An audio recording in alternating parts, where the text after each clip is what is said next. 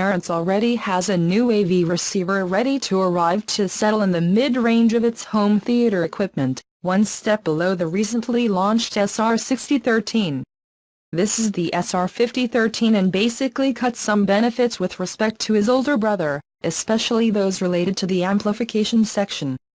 In front of the 9 channels expandable to 11 of the SR6013, the new SR5013 offers 7.2 channels with a power also somewhat lower than 100 watts per channel, 8 ohm, 20 Hz-20 kHz, 0.08% distortion, 2 channels in use.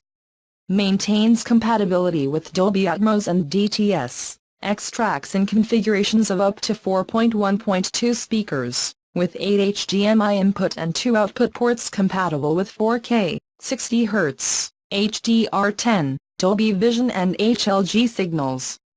It supports direct access to multiple online music services such as Deezer, Spotify, Connect and Tidal, has Bluetooth, Airplay 2, support for the HEOS multiroom system and direct playback of music files up to 192 kHz/24 bit via local network or through its USB port.